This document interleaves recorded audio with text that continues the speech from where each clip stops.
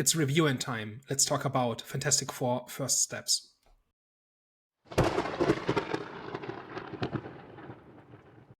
Hello, everyone. Welcome back. We are back, the Eye of the Storm podcast. So, today we're going to be discussing or debating Fantastic Four.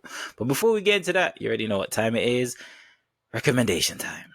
Movie I am going to recommend that you guys should see, it's actually not a movie, it's a series, is Dem Season 2. If you haven't seen Season 1, you should watch Season 1, but Season 2, really, really good. I'm on actually the last episode, so I haven't finished it yet, but I'm on the last episode. Season 1 is about a black family moving out of their old home because in their old home there was a racial attack that happened that left their babies, like their son, dead, and then they ended up moving to a new area. They were still racism, but it wasn't as bad as I think the last area they were in was Mississippi. I'm not too sure. I don't want to make it up, but the new area is a nice area. Before they were living like in the country, but this time they're moving in an actual like not the country, and it links to some ancestral type of voodoo-ish where they kind of get slowly engulfed in like their anger and obviously the past, and it's got a lot to do with their ancestors, a lot to do with obviously racism, and a lot to do with how that comes into fruition. In season 2, this is now in the 90s, based in the 90s, but this one based on police detective, this serial killer, well, a suspected serial killer in the neighborhood, in the black community. The way that the killings happen is crazy. So then now it's linked to more kind of like paranormal and how it links to like generational curse in a way. So it's really good. I recommend it. The best thing I watched this week is the Drew Carey show. So I have kind of a almost 30-year history with this show. When I was growing up, it was one of those sitcoms that was in syndication. I would just see an episode and it would come up and I would watch random episodes. And then every couple of years, every 4 to 5 years, I go on this binge where I watch all 9 seasons of it. And it just never gets old. Like, it just does not age badly. The first season came out in 1995, ran for 9 seasons, so it concluded in 2004. So he's basically one of these comedians who get a sitcom for themselves and basically play like a heightened version of themselves. And then, you know, there's wacky characters and the usual sitcom stuff. The basic premise of it is that Drew Carey is like a director of personnel at this mediocre department store in Cleveland. And he has these working class friends. So he's technically management, but he's like at the bottom level of management. So he doesn't have any actually real power. And so all his friends are kind of working class. And he kind of is stuck between those two worlds a lot of the time. And then plots tend to revolve around that a little bit. It's just a very smart and funny and creative sitcom. Just even watching it like almost 30 years later, it's still very funny. It's still very well written. It jumps the shark occasionally, where it will just go to weird places for just a moment, and then it will come back, and then it's kind of like a working class sitcom kind of thing that they don't really make anymore as well. So it's a blast from the past in more ways than one, and it's just good, right? Like, beyond anything else, it's just a good comedy, a good sitcom where you can just watch any random episode and be entertained and have a good time with it. So for that reason, that's my recommendation this week. It's time for the main event. Fantastic Four. Can you please give us one of your little synopsises? So Fantastic Four First Steps is the newest entry in the MCU. It's basically a new start in more ways than one. It features the Fantastic Four who 4 years ago went on their space trip where they were exposed to cosmic radiation, which gave them superpowers. And in the 4 years since then, they've basically been having all these pulpy superhero type of adventures. And now two big things happen in the story. One is that even though they thought they could not have children, Sue Storm is pregnant, which is a major part in the story. And also Galactus, the planet eater, has decided that Earth is his next target. And so they have to study Galactus, try to figure out what he wants and how they can stop him. And that is essentially the plot. So what did you think of Fantastic Four First Steps? There was a debate going on social media, and it was about Superman and Fantastic Four and which one was the better movie. For me, I would have to say, surprisingly, because I would be so honest with you, when I saw the trailer to Fantastic Four, I thought it was going to be a boring film. However, I was so shocked. I had a really, really good time with this one. And I think I enjoyed this more than Superman. I will say this. I was surprised because the runtime was pretty short in comparison to any other Marvel projects. However, I felt like it was just right. And it felt like a fresher breath air watching this movie. And I felt like this was definitely something that Marvel needed because it just like everything about it. For me, I felt like there was a story, and and obviously it was so great that you didn't really need to know anything previous to watching this film. You could have walked into this film without knowing nothing, and that's fine because usually with a lot of Marvel projects you have to, you know what I'm saying, you need to know some sort of backstory. But with this film, you don't really need any backstory. Overall, there's obviously more points I have on it, but I just think overall, like this movie was just, it was simple but effective. Especially with one of the plots, which I'm not going to kind of get into it, but is when is to do with Galactus and his revelation to Fantastic Four in terms of what it would take for him not to, do what he was going to do to Earth. So for like that moment there, I was thinking, this doesn't feel like I'm watching Marvel. This felt a bit too mature. It felt a bit too risky. It kind of felt like we're coming back to Endgames. I feel like Marvel after Endgames, they've been playing it pretty safe when it comes to kind of like the conflict. And this one felt like, damn, this felt like it was for a mature audience that I didn't expect them to do that, in my opinion. So I really like the story. I was surprised that I liked the story. There was action, but it wasn't a lot, which I was surprised that I liked in this film. There was more kind of like drama. I can't believe I'm saying that because it's a Marvel film. Of course, you would like a mixture, right? But I think there was more drama than action, and it worked for this movie. Yeah, so I think the comparison to Superman is both obvious and interesting, right? So the two came out 2 weeks apart, and we'll talk about that in detail definitely in the spoiler section.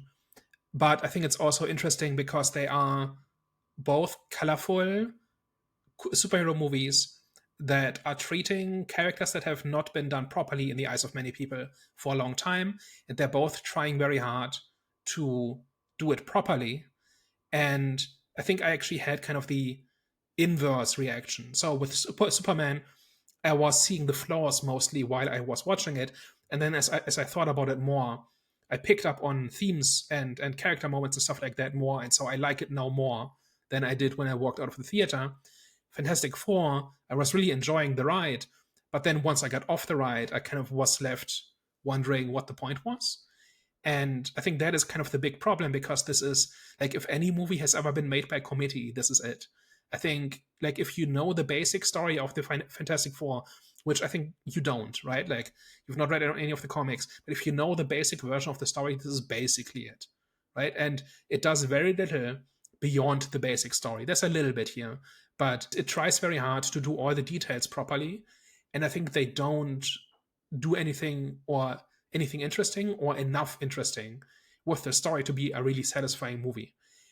At the same time, what you said about it being an on ramp for the MCU, I think is completely correct. They deliberately constructed this movie to not require any, like, if this is your first MCU movie, you'll be fine. Like it goes out of its way to not require anything else. I don't think there are any callbacks or Easter eggs or references or cameos that would confuse you if you've never seen a Marvel movie before. This is like the start of a new era, right? It's the third start of a new era this year for the MCU. So we'll see if this one sticks. But it is like I think it is interesting in that regard. I just found it like as a movie an unsatisfying experience because of the story. Let's talk about it. Okay, I feel like we just get straight into it. Why didn't you like? Because it seems like you didn't like the film. Well, can I? Is it fair to say that you didn't like the film? I like almost all of the pieces. It's just they don't add up to a bigger picture is my problem. I'm not even sure where to start because there's so many different things. So things I like the 60s aesthetic, the retro sci-fi thing, the flying car, the tall skyscrapers, the way the rocket ship looks, the way people dress and talk and all of that, or the window dressing is great. It's exactly what I would want it to be. Even the costumes are more more like if you go back to the last version from like 20 years ago, those look more like jumpsuits, and here they are outright like the blue and white. It's not quite spandex, but it's very clearly off the page, right? Like this is they literally took the comic book designs and said, okay, this is what it looks like. And then they realize that as much as they can. The little robot, the way their powers look, and all of that, it's all trying very hard to be proper Fantastic Four. And on the one hand, I kind of like that. Like, even like, for instance, Doctor Doom has not been, like, we did not see very much of Doctor Doom, right? But we see him in the after credit scene, and we see that Latveria exists, and that has been missing from the MCU up to this point. I think the performances are fine, like they do what they're supposed to. The plot is the most, like, it's solid. They have their personal problems, but they're broadly a family that cares about each other. And then Galactus shows up, and they have a choice to make between giving up their child or dooming the Earth, basically, right? And then they try to science their way out of it. Like the basic template of it is kind of the basic version of the Galactus story. What's a little bit different is Franklin. So Franklin, if you're not a comic reader, and I'm not really, but I've read enough comics to know about Franklin Richards. He's basically the most powerful mutant in the Marvel universe. He can just wish dimensions into existence, and they mention this here, right? Where Galactus says, because of how powerful Franklin is, that is why he can kind of replace him and kind of end his suffering, in a way, right? So doing that from the very beginning, like in the first movie, like they could have done 2 or 3 Fantastic Four movies where they fight Mole Man in the beginning. The second movie ends with them founding the Future Foundation and all of that. And here that has already happened, and we're going straight to Mutant Baby and Galactus, right? And I think that is an interesting choice because it basically preempts most of the Fantastic Four. Like you could have easily milked the stuff that gets mentioned in this for like 4 or 5 different Fantastic Four movies, and nobody would have really complained if they did this. But they chose to kind of jump straight to the part that they cared about. And on the one hand, I kind of like this, where they said, okay, we have the story in mind that we want to tell, and we're going to do that, and we're not going to spend a decade building it up, and then maybe we get to it and maybe we don't. I kind of like that aspect of it. What I don't like so much is how this story actually unfolds, because there's a whole bunch of different moments here that don't, like, it mostly has to do with little character moments or like how certain scenes are written. So one example of this is they've confronted Galactus and they lost their FTL drive, and so it took them a month to come back, right? So not only does that not impact the story that it took them a month to come back, they had a month to think about what to say, and then they are completely blindsided by people wanting to know what happened and asking if they're safe and asking if Galactus has been defeated. And then they kind of just blurt out that Galactus wants their child, and if he gets the child, billions, like the rest of the planet, will be spared. They have no answer to this, and they have no strategy for breaking this to the public. And they also don't have another plan, like another story to tell, right? They're completely surprised and blindsided, so it's just blurted out. And then they are taken aback when the world reacts negatively to having been sentenced to death because Galactus is asking for this one person, which of course makes sense, right? Well, like, what parent would want to give up their child? But they have no plan for how to communicate this, and they have no alternative, right? And they had a month to come up with it, and they didn't. So like that's a scene where like everybody looks like an idiot. It's not sympathetic. It doesn't make sense, right? And it doesn't make me want to see what these characters will do next, because the last thing they did was just beyond stupid.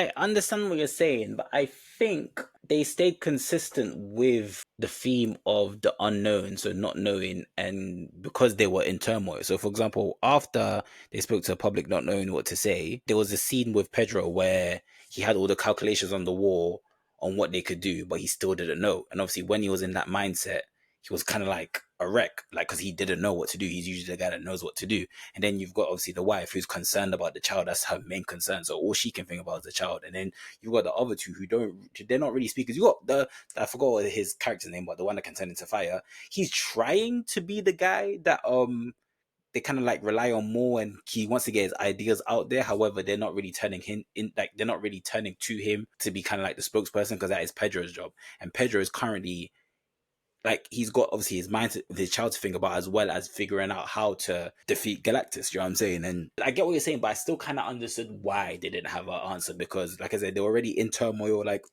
everything, and obviously Pedro, he's the guy, he's the spokesperson, but he doesn't know what to do, and he always knows what to do. He's like probably one of the smartest guys in the whole universe, so it's reasonable, it's understandable for him kind of not to kind of like think of a response because of what's going on around him, his child, his focus on his child, as well as his focus on trying to create like a plan or plan to, defeat Galactus. So for me, I kind of understood why they didn't have an answer, which it was consistently shown, especially afterwards when he was trying to, his reaction to not knowing what to do with Galactus when he was talking to the group with all the equations on the chalkboard and everything. Yeah, I mean, he is the smartest person and he's used to having the answers, and now he doesn't. And that should be a big character moment, right? So, first of all, that comes after the press conference, right? So, you've basically rejected Galactus's offer, and you're sitting on the spaceship for a month thinking about what to say, and you don't have a plan. Like, that's just a problem. And then the other part of it is, like, later on, one of my favorite parts of the movie actually was him trying to come up with an answer, and it all comes up short. I think that was like his frustration and his idea that there has to be an answer, and I just can't find it, and that is my failing. Like that is something I think that's in there, and that I think works quite well. There's just a bunch of places where characters just act in dumb ways. So one of them is where you have this global network of portal generators to teleport the Earth, right? By itself, a cool plan. And then the Silver Surfer shows up and just destroys all of them. And you didn't guard this. You didn't see this coming. It's not so much about the logic of it, right? Like you can theorize all day whether or not they should have seen the Silver Surfer coming, or whether they should have been able to stop her, or whatever, right? Ultimately, if the Silver Surfer wants to do something, she can do it, right? But it's like they're surprised by it, and there's not even an attempt to a countermeasure, and there's not even, you know what I mean? Like, it's one person you have to defend against, and you didn't anticipate it, right? So it's like stuff like this, right? Or then, like in the final sequence, Galactus has to walk onto the one portal generator that still works, and the entire plan hinges on him doing that. And then it turns out you can just push the guy into the portal. It's like he's supposed to be this massive, undefeatable titan, like basically a god, right? Like a cosmic being. And it turns out you can just fight him. And like, yes, you have to push him into this portal and teleport him away, like where it will take him 1,000,000 years to come back without his spaceship or whatever. All fine, but it's so contrived, and the power level and the threat that comes from Galactus changes from moment to moment. I actually kind of like the idea that he's just a big purple guy, because the movie 20 years ago just made him like this amorphous nanite cloud on the logic of a big purple guy that eats planets is too silly for audiences. And this time we actually got it, which is nice, but that falls under the idea of doing all the trappings right and all the window dressing, but then neglecting the actual story itself. So there's just like the entire sequence that involves kind of how they're trying to defeat Galactus ultimately is by, like, beyond contrived. And I just squirmed in my seat in the cinema because it was just so dumb. Like I could not, like watching a smart plan unfold, even if it fails, is kind of is really satisfying and really fun. But this was just a bad plan that failed for obvious reasons. And if I feel like I'm smarter than Reed Richards, something's gone wrong, right? Because I saw all of that stuff coming. And why did the smartest man in the universe not think of this, right? I do understand, because I'm not too, like I said, I haven't seen the comics, so I don't know how He's Galactus smart. is described. No, the Galactus. I don't know how he's described. Obviously, your point about you could just push him, and he's supposed to be seen as this like god level type threat. So I'm not too familiar. I can't really comment too much on that. However, for me in that scene, cause like I said, I took it differently because obviously in that scene I saw the power of a mother's love for her son. Because see, if it was like someone like Pedro's character or Ben, Ben Grimm. yeah, if it was like their characters that that ended up doing something, because I feel like for me, I thought that scene was pretty much accurate. Because I said the only ones that could have some sort of effect would be Sue and Fireball. I didn't even think he could have done anything, because even against Silver Surfer, he was struggling. Obviously, Silver Surfer was freaking terrified of Galactus, so I said he wouldn't be able to do anything. But I said maybe the only person that could potentially do something is obviously Sue. I don't know what kind of power she has, but that power that she was using, I said, okay, that kind of makes sense. Even though Galactus wasn't really struggling on that, but then obviously when it got to the point where she saw that her son was in danger, I'm saying that he had her son, that's when obviously, like I said, the power of a mother's love is different. So that's when I kind of understood what was happening. I said, okay, that could make sense, because she still wasn't beating him, but she was kind of like holding him. to a point which was believable. Do you know what I'm saying? So if it was a thing where she was like 100% pushing him back, then I'd be like, okay, that's a bit like, but it was a thing where she was mainly kind of like holding him, and she was pushing him a bit back, but you could still tell that he was in control. Like, he was gonna win. He would have, like, if it was just her, give him a few more seconds, and you know what I'm saying, Sue would have been cooked.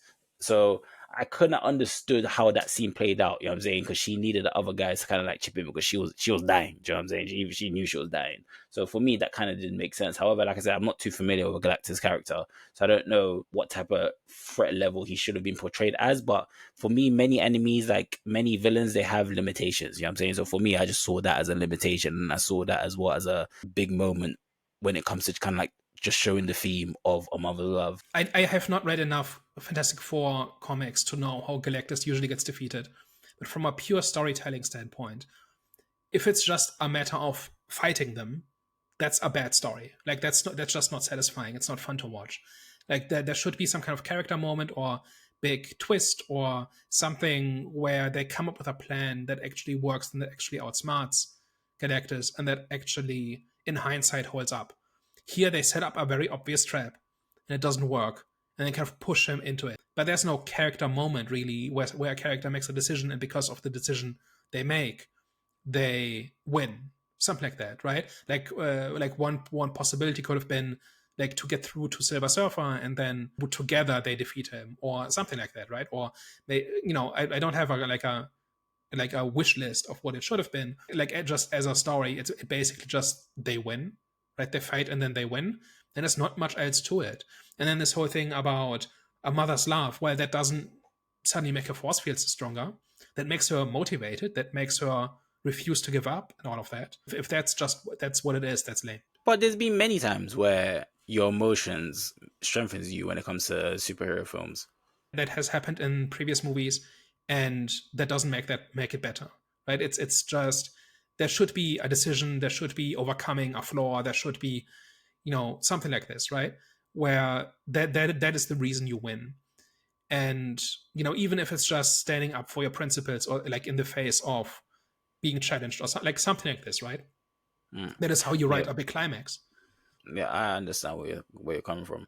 Also, I think we might have missed something, because especially with Galactus, right? So yeah, I do agree that Galactus did seem like a big threat, right? So kind of like the Fantastic Four going against him, it felt pretty much like an impossible challenge. But then there was a scene with the Human Torch that I kind of like remembered. I was like, oh, maybe that was an important moment, because remember, I don't know what kind of like energized Galactus, right? But they were kind of like plugged into him when we first saw him in his world, and there was like kind of like wires plugged into him, right? The Human Torch, when he came onto Earth, Human Torch kind of like took off one of the caps in his backs, and then obviously you had the like fluid or lava flowing out of him. So maybe that scene was important in terms of like showing why Galactus was defeated by Sue, like not easily, but why it was capable for her defeating Galactus, because he was weakening, like, as time was going on. But I don't think there was much of an emphasis put on it, but still it was a realization, because why would they show that one part of Human Torch doing that, and then they showed that there was fluid coming out, like lava coming out of him, for no reason?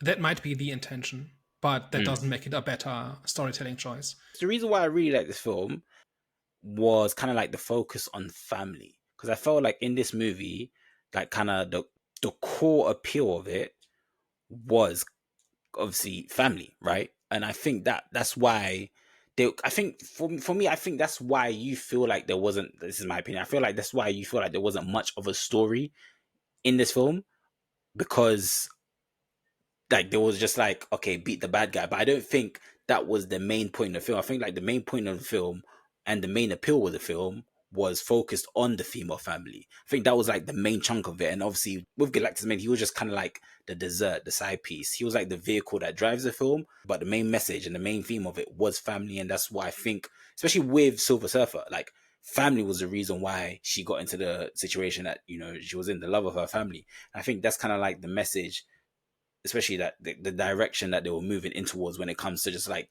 the whole Marvel universe, right? As I believe the Avengers are going to be more like a family. I do get it, like even the previous Avengers with the Endgame, they were kind of like a family, but I think with this one, it's gonna be more. I don't know why. I just have the feeling the way that they set this one up. I have a feeling that this one's just gonna be more like they're more family orientated when it just comes to like the whole universe and when they obviously come together in Avengers. Is it a fair assessment to say the reason why you didn't like the film was because you thought okay it was pretty much a simple storyline where fight the bad guy and the bad guy dies, but yeah, is that fair to say? Number one, and obviously my rebuttal to that was because obviously the main theme that's not the main like that wasn't the main thing. The main gist of the film, the main gist of the film was the portrayal of family.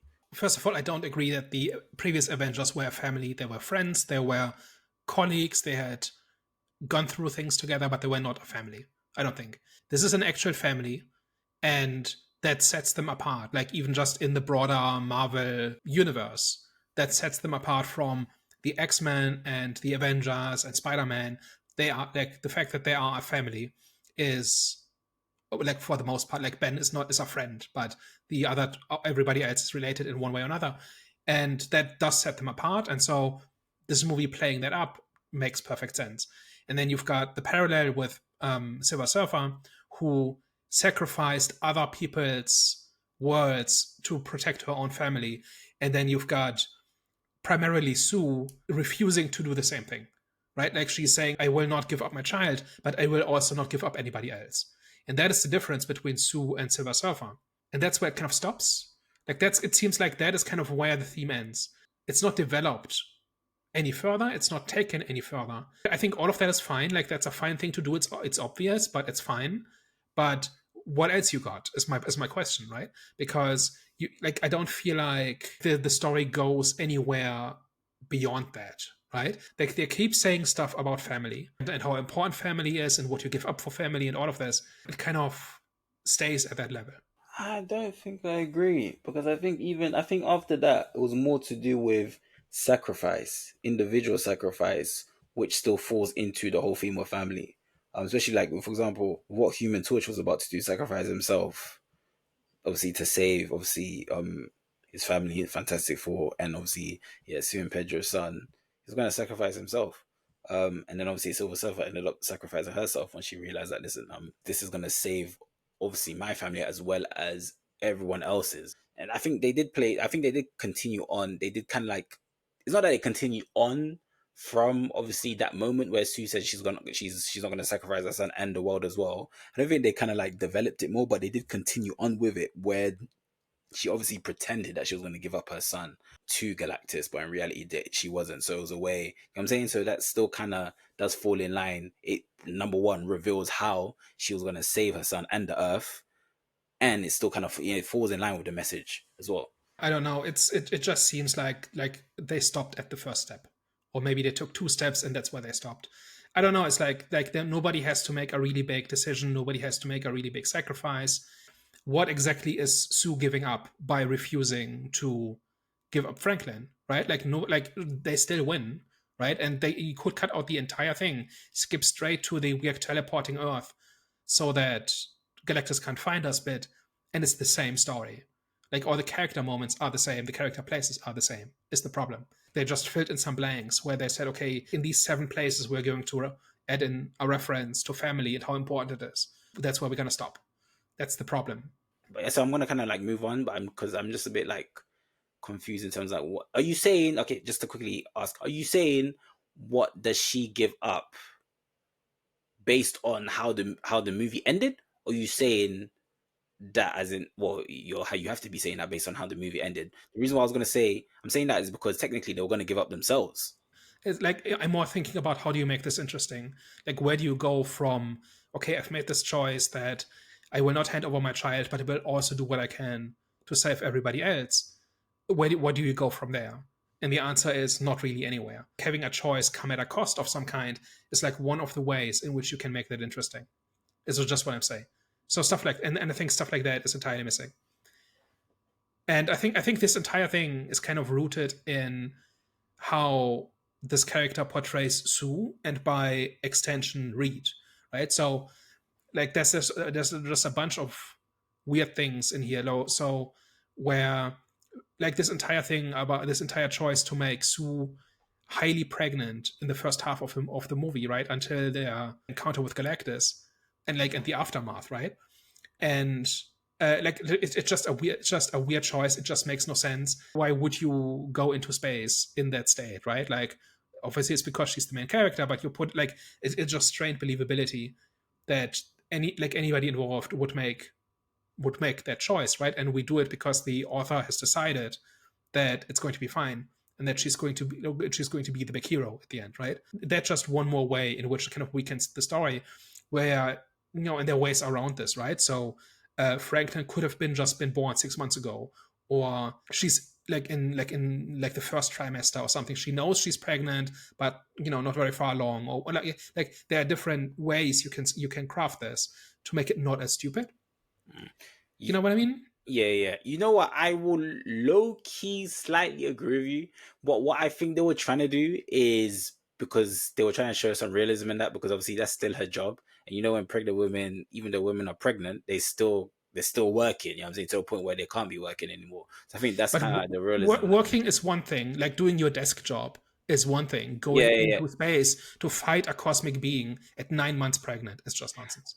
I know that's not what you're saying, but you can't really compare the two because there's humans and then there's superheroes. So what's like kind of like surface level, and like even though that is dangerous, as I said, I agree with you because that's still dangerous. But in a way, I still kind of like understand why they did it, because that's still her job and she still wants to do her job. She still wants to work, even though she can still work, even though she's pregnant. So it's like, okay, so maybe they just didn't see the threat and the danger as high, even though the threat and danger was unknown. But even with the introduction of Silver Surfer, they should still be like, okay, you know what? Silver Surfer seems very dangerous. So maybe my wife should stay home. So I do agree with you. That's why I'm like not really arguing with you. I'm just trying to say I think they were just trying to show realism in that scene with her still going there, because that's still her job at the end of the day, and pregnant women are still working. I mean, realism would be she stays away from danger as far as possible. That would be the realistic thing. It's not realistic, and that is what then strains belief. But it's like this bigger pattern of she's also the one who's by far the most powerful, and she's the one who defeats Galactus in the end, almost single-handedly.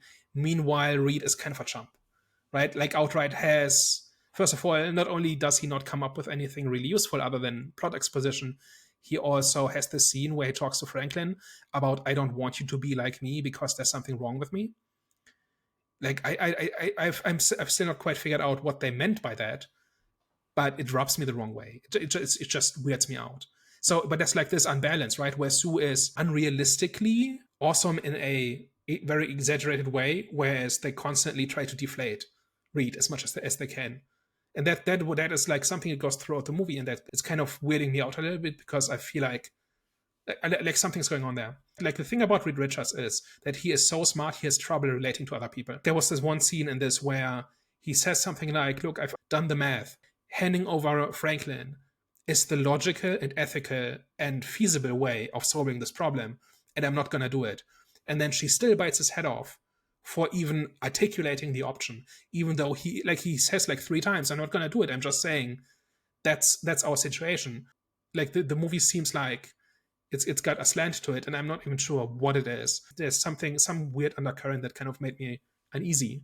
It doesn't contribute to the story. It's not required by the story, and it's just weird. And that's kind of adds to the column of strange character and story choices. That by itself doesn't ruin the movie, but it kind of adds up to a really unsatisfying conclusion where all we need is Sue to be, a mama bear, right? And to protect her young. And that solves the problem. And it's just a lame story. And kind of that comes from all of these things that I've mentioned, kind of culminate in this moment. And yes, she almost dies as a result, but she wins. And there's no real danger anywhere, right? So it's just stuff like this is kind of like the entire movie is steeped in stuff like this. And as a result, it's a worse story. It's not about her being powerful or anything like that. I would have preferred a version where all 4 Fantastic Four come together and actually work as a team and actually contribute to a solution together. And everybody has their own thing to contribute or whatever. That would have been more enjoyable. But the thing they gave us instead was worse from a storytelling and character perspective. I understand. I feel like they still did that though. I feel like there were moments where they were working together, which Yeah, a led to few. the final moment, Percy. And it was the whole point that you made with her getting angry with Reed, pretty much based on his nature, because that's pretty much how he operates. that's still kind of like, I get that, but huh? It was also dumb. Yes, that a person would react in a stressful situation like this. But number one, she knows him. Number two, he's correct. Number three, he's not actually pitching this. He's saying things are so bad. Like this is like our pretty much our only move, and it's off the table. Let's try to come up with something else. And he's been trying to come up with something else for weeks. It's not like he's actually saying he's not the heartless being of pure intellect that says, well, clearly sacrificing one person to save 7 billion is mathematically optimal. Why are you upset at this, right? No, he understands why it's off the table, and he understands why no, then I'm not actually going to do it. But it's like a moment in which he is distressed that this is the only feasible option at this point, and it's not feasible because they're not going to do it. And that is kind of his source of suffering, essentially. And there's zero sympathy for that. Yeah. I understand that. So what I was gonna say was, it's because a lot of the times, like, there's been characters where they have like a problem, right, where they do something which is in their nature, but it's not appealing, or it's not something which is normal, right? And a lot of the times you have to learn how to live with it. But that person that's learned how to live with it will still have moments where, when they kind of do what they don't like them doing, or they're trying to live with that, I wouldn't say pet peeve, but that thing which they're trying to control, right? That thing that they're trying to live with, there will still be moments where they kind of like lash out on them for doing that. So I think for me, that's how I kind of saw her. So like, even though, yeah, you're right, he was telling her like, listen, I'm not gonna do it. However, that is the only, like you're saying, that's the only feasible, that's the only option. That for me, I just saw that moment of her lashing out. I just kind of like knowing that's him, and she just had a moment of weakness, and she just had a moment of weakness, but a realistic moment of weakness where you will lash out on kind of like someone's problem that's a part of their nature. It makes sense that she would react in that way, but I think we've belabored that point, right? But she knows him. She knows what he means. Yeah, I get you. We've kind of covered like the big parts of Fantastic Four. There's just a whole bunch of little details here that don't quite hold up. The story itself is not that compelling. The pieces all kind of make sense, right? And I don't think there's logic breaks in this, but it's like nothing interesting happens because of this, right? It unfolds pretty much exactly the way you think it does, right? And I think that's a problem, and that is kind of why I found the story unsatisfying, and that's kind of my bottom line of the movie, right? But I think what's interesting is the comparison with Superman, right? Because both of these are fresh starts, right? Like this is the beginning of Phase 6 MCU. This is an on ramp. This is like a clean break with everything that came before. Kind of, we'll see what happens in Doomsday and so on, like in the next Avengers movie. But like at the moment, like this movie by itself is very much as standalone as it gets. And Superman also is a fresh start of a continuity. They're both very colorful. They're both very upbeat. They both lean heavily into the look and feel of specific eras of the comics. They both try to be about like family and identity and things related to that in some way. So they're quite similar in this way, right? But what I found interesting is that while I found like Fantastic Four has a really good flow. I think it's got good pacing, it's got good moments, it's got like as I'm watching it, I'm having a good time. I just feel unsatisfied in the end. And with Superman, I have the exact opposite, where it's a bit messy, it's a bit chaotic, it's a bit crowded, and I'm a bit frustrated at some of the choices. But then, as I think more about it, it feels more satisfying because the character level of it is stronger, right? So Superman specifically about identity and role models and being being noble when the world doesn't want you to, or doesn't show you how, or doesn't is not going to help you. So you have to go your own path, right? And there's this idea of heritage in Superman where he thinks being Kryptonian means one thing, and he then finds out it's another. Then he has to kind of think about how he wants to be going forward and all of this, right? So because of stuff like this, I found Superman more satisfying as time has gone on. And I found Fantastic Four less satisfying because I feel like there's a bunch of predictable beats and a lot of pieces that look and feel right, but don't do very much. In a way, they're kind of the same, but also opposites in that way. For me, the reason why I prefer Fantastic Four than Superman, it was just more straightforward. And it was kind of like with Superman, it's like, I hear what you're saying, but it's kind of like, it was so messy. It just kind of, I thought it kind of, interfered and not ruined, but kind of just like interfered in the fluidity of things. Whereas Fantastic Four was more straight to the point, and their points were pretty much concise and connected. Even though they were simple, I do understand that. But because of the theme of the film, and because it was a fresh start, and because it was so straightforward, and because it was just done really good. Whereas Superman, it was like you said, it was even it felt messy. It felt like there was a lot going on, and it had moments which were really good. I do agree with that. But those moments were just moments for me. I was like, okay, as a story, I want it to just be a bit more cleaner. And like I said, in the beginning, with kind of the shift of it being from, the Zack Snyder Superman to this Superman, I kind of preferred the Man of Steel just in terms of like the tone.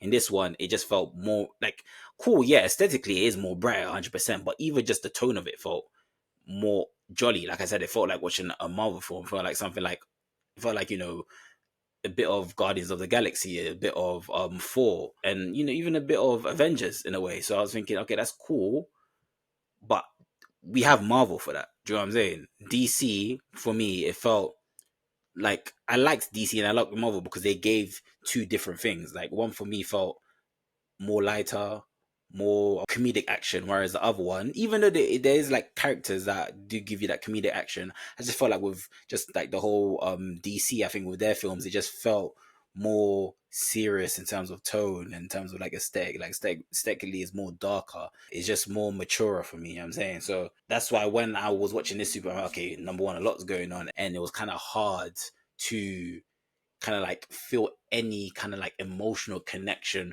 with Superman, even though this Superman was, I wouldn't say more realistic, because Superman's supposed to be a being that is kind of like God level ultimate being. This Superman did feel weak. If he felt very, very weak, and that was clearly intentional. And I'm still trying to process and accept that. The reason why I do accept it, actually, I'm starting to accept it more, is because there's going to be more Superman. So I'm hoping the character development, it gets to the point where he does reach kind of like God status, God level. Do you know what I'm saying? So I'm kind of looking forward to that, if that's James Gunn's intention.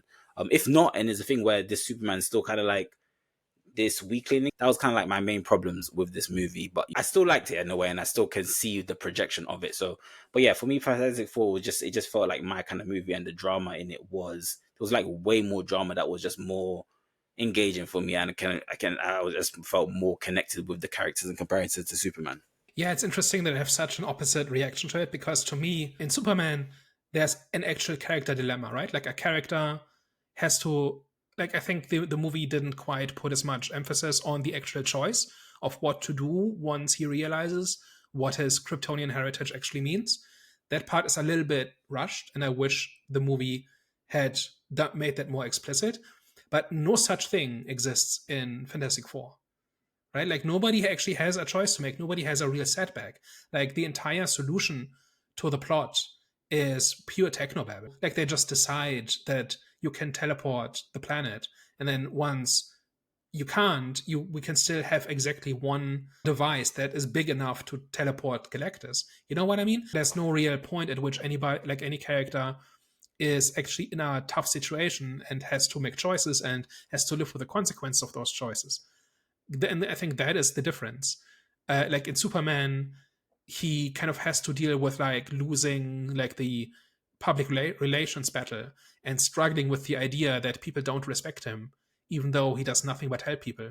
That's a real character moment that then leads into actual choices, like like how he reacts to things and stuff like that. And it drives the plot as well. Whereas in Fantastic Four, I don't feel like anything drives the plot. Like Galactus shows up, he makes an ultimatum, they reject the ultimatum, they technobabble for 20 minutes, and then they win. That's kind of the bottom line of it. And that is what I find unsatisfying. Like once you look under the hood and say, yes, okay, we can put anything on screen, but is there anything interesting happening here? And I think in the case of Fantastic Four, the answer is very much no, because the only choice they make is not sacrificing Franklin. That's not a real choice, because that was never going to happen. There's no version of the story where they give up their son to Galactus and then he moves on and the 7 billion people give a sigh of relief because they're not being eaten today. There's no way anybody ever will make a movie like this, because it's not the heroic template. So there was never any chance that they would give up Franklin, or that Franklin would ever be in any real danger, or that they would fail at rescuing Earth. Which means there are no stakes, and it means there are no consequences to anything. They kind of just sleepwalk through the plot. There's no stakes, there's no consequences, there's no trade-offs, there's no cost to anything. I think that is why, like, the entire thing is a fireworks display, where it looks pretty in the moment, it looks cool, and you're enjoying it as you're watching it, and then it's over and it's just nothing. That's my problem. I feel like I'm opposite to your opinion as well. I just quickly, I think the functional equivalent of, obviously, like, consequences and kind of like the conflict and the dilemma, I think that comes in form of the lingering theme of sacrifice, what you're willing to sacrifice in Fantastic Four. And I think that's what is kind of like the thing which creates that conflict and the consequence. And I think that was demonstrated because obviously you had moments where, like I said, with Human Torch, he was going to sacrifice himself.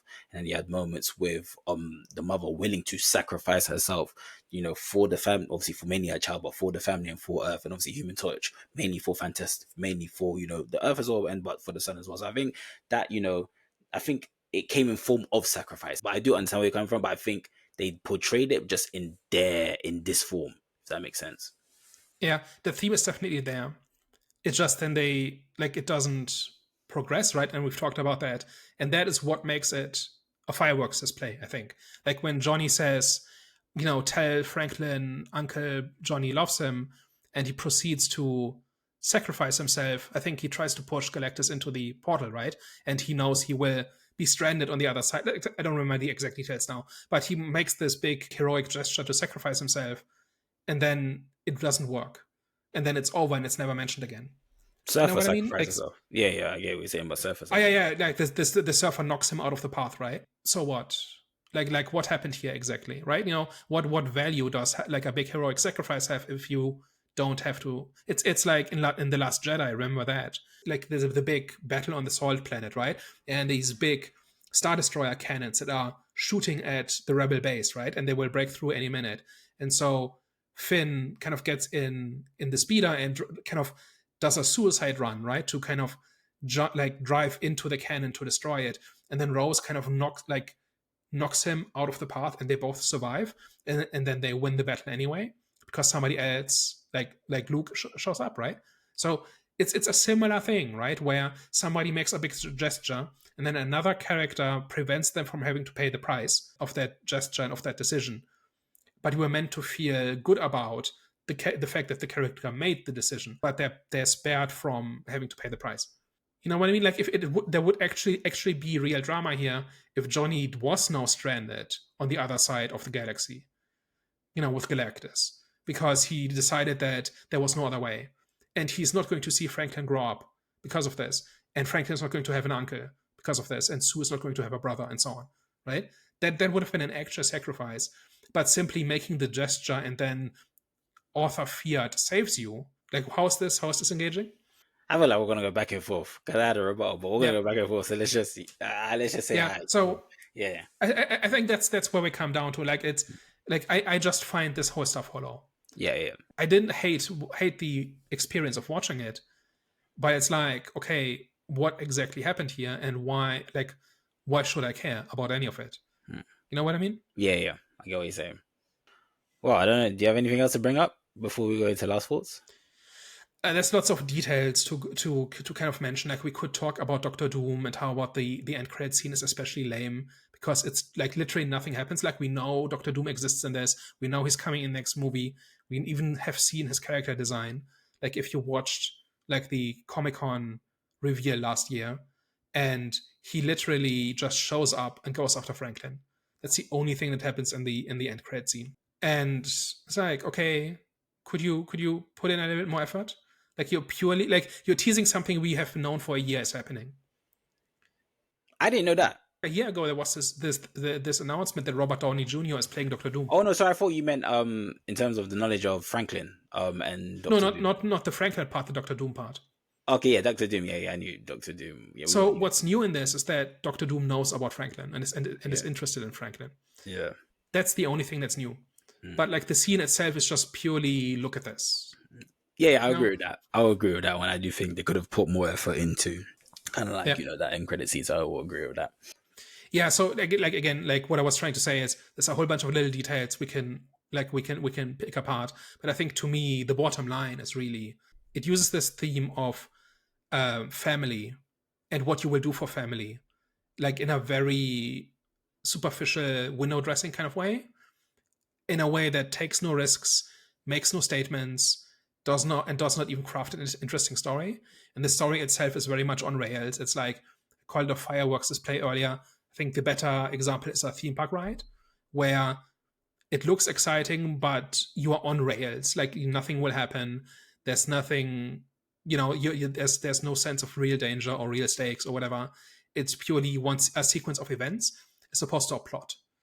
And I think that is really what's unsatisfying to me. And like I'm not even gonna rewrite the movie, right? Like, but you can imagine situations where characters have to actually give something up or choose between two things that are mutually exclusive, and so they have to walk away from one thing they want. Something like this, right? That's just not in this movie at all, and for that reason, it's hollow. And I say this even though like all the pieces are good. Like I don't think there's a bad performance in this. I think it looks good. I think they make the powers look good. Like even the stretching thing was something that's easy to make look cheesy, but it still looks good. It still looks serviceable at least. So all the pieces are good. It's the story that's found in and that is purely sprinkled on top. It's not the center of the story, which is what it should be. And if you want to get us to care about these characters, then the story needs to be front and center, right? And at this point, I don't really care about these characters. I think that they're just action figures at this point. They might be more in future movies, but at this point, they're just action figures playing out a plot, like or playing out a sequence of events even. And kind of that is why I'm so down on the movie. Like I don't actually hate it. It's not like Captain America this year was worse than this, right? I would say Thunderbolts is better. Captain America is worse.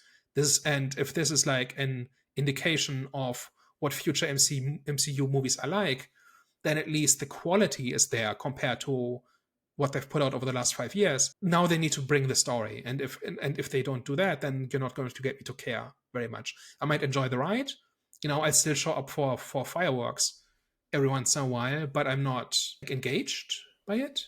You know what I mean? Mm. So was that your last four? That's my last thoughts. Yeah. So final rating, 5 out of 9. So not terrible, not great.